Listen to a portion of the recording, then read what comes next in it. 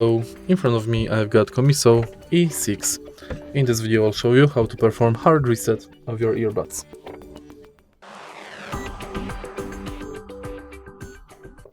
In the beginning, place them back in the charging case, and before make sure that they are not connected to any device. Don't close the lid, and now press and hold multifunctional buttons on each earbud for about 15 seconds. When the LED light goes off, release the buttons. Close the lid, open it, and your earbuds will automatically enter pairing mode.